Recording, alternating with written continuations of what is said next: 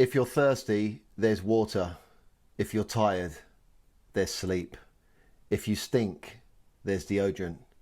For everything else, there's Too Good to Be True Crime. Let's start the episode. Celebration, episode 10. 10 Too Good to Be True Crimes. Have you ever let off a fire extinguisher? I've always fucking wanted to do that. So he'd get the cement and the mix off the internet and he'd mix it up and he'd do his own dental work. That's absolute bollocks. That is not true. I just made it up. Let's go. Too good to be true crime. Mate, it's good to see you. You too. Here. It's another episode of Too Good to Be True Crime. And mate, today, celebration, episode 10. It's our 10th episode. Episode 10, baby. We're here. We're on video as well. Episode 10. We are. Thank you to everyone that has listened to the podcast and now is watching the podcast. We are very grateful. Of course, we are on YouTube now and we are on Spotify and Apple Podcasts. Give us a little like, give us a little review, help us build our listenership. We're trying to build the brand, pass the pod. Any help that our listeners and now viewers can give us. We are, of course, very grateful, aren't we, Austin? If you're enjoying what we're doing, then please give us a like, a share, any of those things. If you find us on Instagram or TikTok, some bite-sized comedy for you. I consider it comedy. Tidbits, right? Little bit of tidbits of us being stupid. Yeah, some tidbits. Oh, here we are. Episode 10. I can't believe we've got to episode 10. It's amazing. And we've really enjoyed doing this podcast. We've covered a lot of Too Good to Be True Crimes, haven't we? Mate, can I just quickly talk about my teeth? Have you had fillings? Yes. I've never had a filling before. The only work I've ever had done, I've been very lucky with my teeth. The only work I've ever had done on my teeth is like a little bit of cement put in where my gums receded. It was years ago, 10, 15 years ago. I've got a feeling it's starting to come away a little bit because, you know, if you drink something cold or the wind and you can feel it on your teeth and it's the nerve, you know what I mean? You can feel it. It's a horrible feeling, isn't it? And you get that, like, when you suck in, you get that nerve feeling. I'm a little bit sore on the teeth today, mate. What do I do? Should I make an appointment at the dentist? Well, I don't know what you do. I guess you should probably make an appointment at the dentist. But if you have an ice skate around, you could pull a Tom Hanks and just take it out yourself, you know? My ex-brother-in-law, Andy, shout out to Andy, he was petrified of the dentist for years. I used to avoid going to the dentist like a flib. He was petrified of the dentist for years. So he would do his own dental work, which included doing his own fillings. So he'd get the cement and the mix off the internet and he'd mix it up and he'd do his own dental work. He was so petrified going to the dentist. He got an abscess once, so he had to go to the dentist. I've never had an abscess, touch wood, but they seem like they're absolutely horrendous when you get them really, really painful. So he went to the dentist. He had to, like, petrified, grown man, frightened of the dentist. He's fine with the dentist now. He went and they said to him, how long ago were these fillings done? He said, I don't know, 4 years, 5 years, whatever. And they thought that they'd been professionally done. Oh, they my were that gosh. Good. He got that good at doing his own fillings that the dentist actually thought that he'd done his own fillings. But anyway, all replaced. He sorted his abscess out and he's exorcised his problematic issues with the dentist, and now he's all right, mate. Holy moly. Do you Americans, do you think of the Brits as having terrible teeth? I don't actually think that, but it's definitely a stereotype that's been on, Family Guy, some of those like cartoons and stuff. It is a stereotype, yeah. My niece came over with this gappy little smile. And I was thinking, just imagine if, when you grow up, instead of getting baby teeth and then they fall out and then you get your adult teeth, just imagine as a baby if your teeth grow like and they're full-size adult teeth, like what babies would look like. Where did that come from? Did that idea just flash in your head? Hey, I was thinking about it when I saw my little niece with these little tiny little gappy teeth, and then I had problems with my teeth, and I'm a full-grown man now, and I was thinking, just imagine as kids if we grew our full adult teeth when you're a baby, and then when you smile, you got this tiny little face with these massive, huge gnashes. I've definitely seen videos of dogs that have dentures in their mouth, and it's fucking hilarious. What? It's not like a CGI. No, like the dog got a hold of Grandpa's dentures. Oh yeah.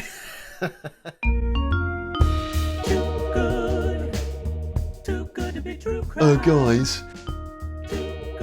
would you like and subscribe and give us a rating, please? We're really desperate to get some listeners. Please do that.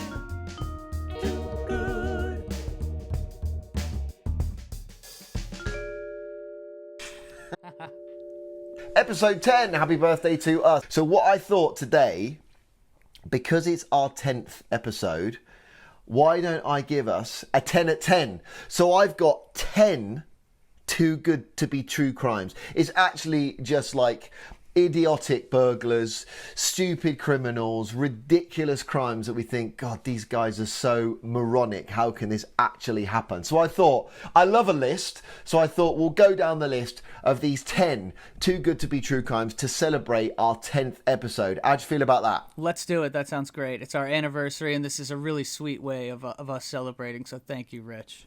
Let's start. So this first one is, so you have Walmart, you have Trader Joe's, they're your sort of your supermarkets where you get your groceries. We've got Sainsbury's, Waitrose, Tesco's.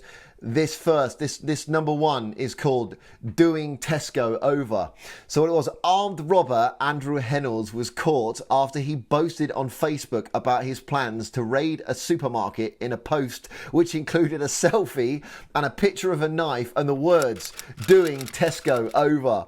Police caught him within 15 minutes later with a knife and £410 in cash stolen from Tesco's in Kings Lynn, Norfolk, which is in the east of England. He was jailed for 4 years last April. What an idiot. Wait, as if you do that. Did he actually rob the Tesco's? Yeah, so he put a post on Facebook with a knife going, I'm doing Tesco over. Then literally he went and robbed Tesco, and then 15 minutes later he was caught with that knife, £410 in cash, and he was jailed for 4 years. And rightly so. Andrew Hennels, you're an absolute moron. Why would you do that? Okay, number 2. Bird brain. Okay, so 2 Welsh tourists landed themselves in court in 2012 after they got drunk and stole a penguin called Dirk from SeaWorld in Australia. So they've got down to SeaWorld in Australia, had one too many sherbets and thought, let's take that penguin, let's take it home. So Rhys Owen-Jones, 21, and Kerry Mules, 20, from South Wales, broke into the park in Queensland's Gold Coast, swam with the dolphins, which was probably quite fun, let off a fire extinguisher in the shark enclosure. So they went into the shark enclosure and they let off a fire extinguisher. Mate, I'm surprised they escaped with their life. Oh and my or God. Have you ever let off a fire extinguisher? I've always fucking wanted to do that. At school, we used to play basketball. When the football season was over, we used to play basketball, and there was always a fire extinguisher in the corner. And we used to go in there after school. So we'd finish school at 10 past, 3:15. If the school gym was empty, we'd go in there and then we'd be playing basketball. And then, of course, someone was grabbing the fire extinguisher. It was a water one. Mate, it stank. So you've never let one off. Those ones that are water, because you got like foam, powder for different types of fire. This was a water one. It's essentially stagnant water that's just sitting in a tank for like months, years. It stinks. If you get it on your clothes, you'll never ever get the smell out. Fuck. So that's my experience of letting off a fire extinguisher. And apologies to the staff at my school, my secondary school, which I'm not going to give the name for, but apologies for them having to come and clear up. Yeah. So when they woke up, they were hungover and with the flightless bird in their apartment, tried their incompetent best to care for him by feeding him and putting him in the shower, a court heard. They later released Dirk, the penguin, into a canal, but were spotted by locals who called the police. A magistrate fined them $1,000 which is about, $800 and told them to drink a little less vodka. Dirk was rescued and returned to SeaWorld unharmed, but probably a bit traumatised and with a great story to tell all his penguin pals, because they've been, Dirk, where have you been all night? And he's like, dudes, you are never gonna believe what happened to me last night. But he would have got that experience of living like a human world, right? So he's got... I don't think those guys got enough of a punishment. $800 for stealing a penguin? $1,000 which is about $800. Yeah. So they not only God. stole him, but to be fair, they did give him a shower and they did try to feed him. It doesn't say what they did feed him, but who knows? He's probably like giving, if they're hungover and they're students, they're probably giving him like pot noodles and stuff like that, I would imagine. Nothing with any nutritional value. Number 3, James Brown on the run. The man suspected of arson and vandalism sent a selfie to a police station in Ohio in the US because he found the photo on his arrest warrant to be unflattering. Donald Chip Pugh texted police a photo of himself and wrote, "Here is a better photo. That one is terrible." He told a local radio station, "Man, they just did me wrong. They put a picture of me that made me look like it was a Thundercat or James Brown on the run. I can't have that happen to me." So, a Lima Police Department responded by saying, "We thank him for being so helpful, but we would now appreciate if he would come and speak to us." He was later arrested in Florida. I mean, that is the Instagram generation, isn't it? Saying, listen, I can't have my mugshot being presented to the world looking like that. Thundercats. Mate, and the picture, honestly, the mugshot is terrible. And his second picture that he sent in, he's there, he's got a nice shirt on, he's got his sunglasses on, his hair's done. Mate, what a moron. Did you watch Thundercats when you were younger? Mate, I did. Chitara, she was one of my crushes, to be honest. She was hot. Oh, yeah, there you go. For a cat, A she cartoon, was yeah. hot. Lino. Yeah. Sword of Omens, yeah. give me sight beyond sight. I enjoyed that cartoon, it was great. Oh, shit, yeah, you know your shit. You know your Thundercats. I know it really well. Okay, so number 4, the title of this Too Good To Be True crime is "Don't Move, I Have a Cucumber." Have you ever said that to anyone? Never held someone with a cucumber before. So a man who tried to rob a Glasgow bookmakers while armed with a cucumber came unstuck when he was tackled to the ground by an off-duty police officer. Gary Ruff brandished the vegetable covered in a black sock at a female worker at Ladbrokes in Shettleston and demanded cash, which she quite rightly refused. Ruff was then pinned down by the off-duty officer and he was arrested. He initially told police it was all a joke before inquiring, "Am I getting jail time for this?" He was indeed jailed at the High Court in Glasgow, this was in 2014, after admitting assault with intent to rob. I mean, that is ridiculous. Like, at least if you're going to have a cucumber and you're going to hold up a bookmaker's, put it in your pocket. He just covered it with a black sock. And this woman was like, "I'm not giving you cash for that." Luckily, that off-duty police officer was in the bookmakers. But I mean, what a ridiculous thing to do. What a moron. I know that cats are deathly afraid of cucumbers. If you put out a cucumber, I've seen plenty of videos of cats just freaking out. Why is a cat scared of a cucumber? I think they think it's a snake. Oh, yeah. It's like an inbuilt reaction. So it moves away. I think so. I haven't done it to my cats. I don't want to put them through that, you know. They live a hard enough life as it is. You don't want to put them through hell. Your cats are so well maintained, though. Their coats are perfect. They're quite timid, though, aren't they? They never come out. Whenever I've been to your place, they run and hide. They don't love company too much. Number 5 is called Catch Me If You Can. A criminal on the run took the ill-advised approach of taunting Gwent Police, which is in Wales, in the UK, when they posted a Facebook appeal to trace him last February. Logan James, then 19, from Caerphilly, was wanted for breaching his prison release terms after serving a sentence for wounding, affray, common assault and being in possession of a knife. So he doesn't sound like a particularly nice person, first off. He wrote, "Haha, catch me if you can, you won't see me slipping. I've been walking around near my house, so they're not trying too hard to catch me." He was indeed caught later that day. Police thanked him for drawing attention to our efforts and returned him to prison. That's what happens if you get too cocky. I'm afraid, Logan James, you were caught. Number 6, a hapless hold-up of a newsagent in Abingdon, Oxfordshire, which is not too far from me, was captured on CCTV in 2012. During his attempted heist, James Allen removed his balaclava, fell over a drinks display, and then could not open the door to escape because he was pushing it instead of pulling. The lady that he held up with his toy gun had to come and open the door for him. Not only that, he had also tried to rob the same shop 10 days earlier. Alan, then 29, of no fixed address, was sentenced to 3 years in prison for the offence shown in the video. And then he got 2 years for possession of a firearm or imitation firearm to run at the same time. Riss, what an idiot! What the fuck is a balaclava? So it's like one of those things. What do you call it? You put it over your head and it's got like two holes for the eyes and one hole for the mouth. What do you call it? Oh, yeah. I think we just say a ski mask. He was in a black ski mask. Like a ski mask, exactly. We call it a balaclava. I didn't know that the US call it a ski mask, and you don't have that word balaclava at all. Maybe I just haven't heard of it. It comes from the Latin word clavare, which means to cover your face. Brilliant. That's absolute bollocks. That is not true. I just made it up. Number 7 is called Bagman Badman.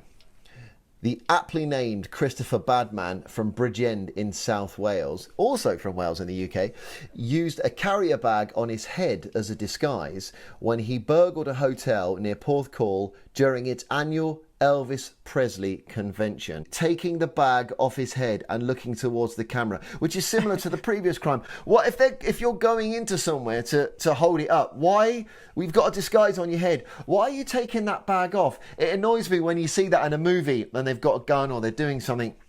And the Bagman Badman admitted burglary and he was ordered to pay £900 in costs and a £100 surcharge. No idea what the surcharge is for. I don't know. So 2 idiots removing their disguises and quite quickly get caught. Number 8 is called left hanging. A burglar in China had to be rescued. That's three burglars in the last 3 stories after his attempt to squeeze through a small 5th floor window of an apartment building, and it left him dangling. It took rescuers 30 minutes to free him, and he was essentially handed over to the police.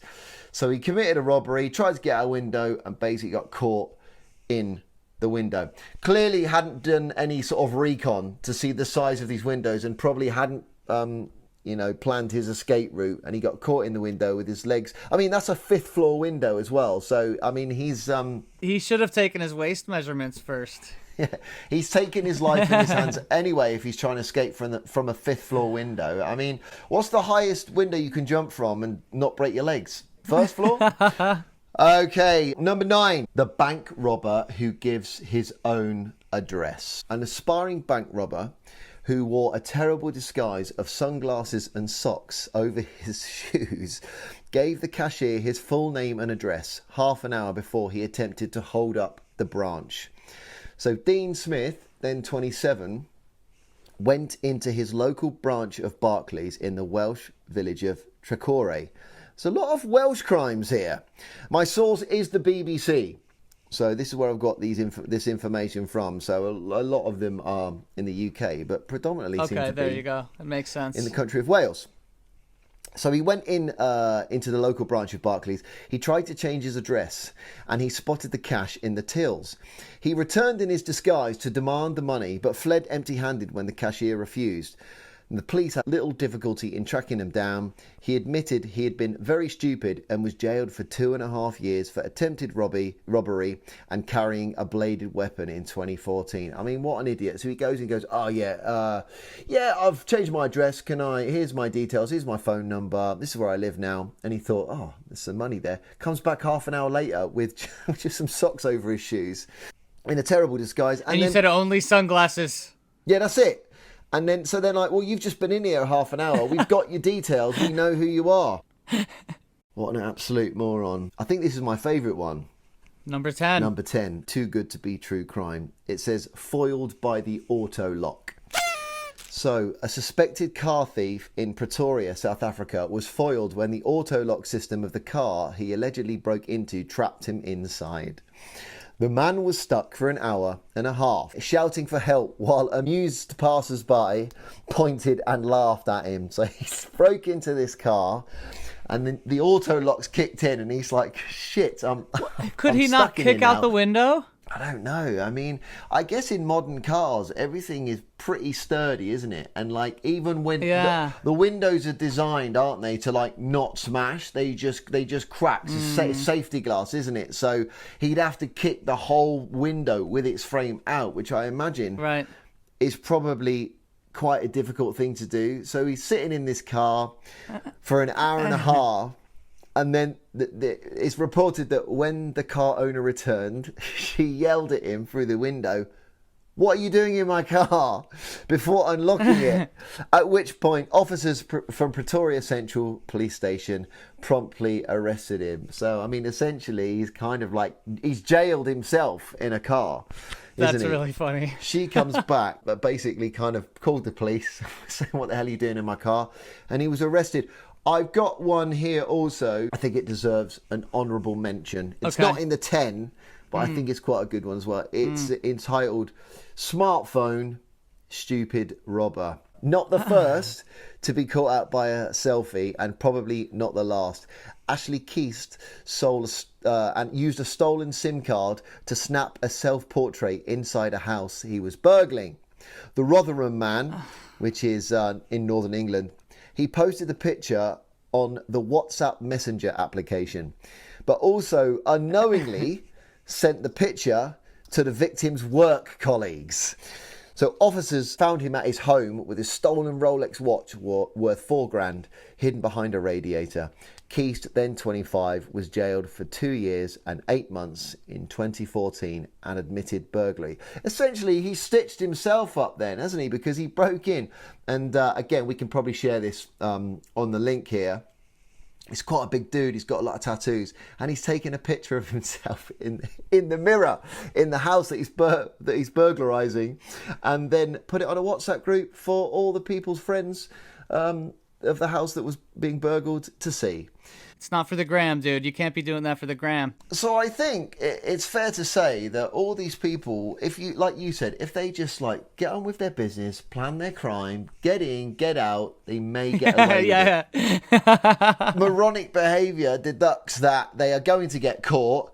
Generally, I'd say through their own ego, right? It's their own ego that's letting them down. I guess if people don't keep doing stupid shit, though, then we might not have a pod. This is true. Getting caught, you know? Yeah, because if they listened to the pod and they thought, you know what, let's just stop being idiots and performing too good to be true crimes, it would essentially be the end of our podcast. And not only would this be us celebrating our 10th episode, it would probably be also us celebrating our final episode. But then that's to say, you know, our final everyone pod. finds their calling in life, mate. So maybe it's fair to say that our calling is to kind of rid the world of ridiculous crime and clean up the streets. It would be fair to say that over the last 10 episodes, we've covered quite a lot of Too Good to Be True crimes, mate. We're going right back to, you know, Hans Niemann and the chess scandal, and poor old Dan Rather in episode 2. We've got the forgotten employee in there as well. We never know really what happened to that dude. So I guess what I'm saying is, if this is the first episode that you're listening to, we encourage you to go back and listen to the first 9 episodes, and hopefully you'll find something in there that is amusing, entertaining, something for your run at the gym, something for you to listen to, you know, in the car or whilst you're cooking. Yeah, that's it. It's like it's true crime minus the dismemberment, you know? Yes. Most of the time, our stories, that people are staying intact for the most part. It's our contribution to the true crime genre. So there you go. That was our 10 in 10 to celebrate the 10th episode of our podcast, Too Good to Be True Crime. We will see you all on another episode. We're going to continue to do this, and yeah, we hope you keep enjoying listening. See you soon, Rich. See you later, buddy.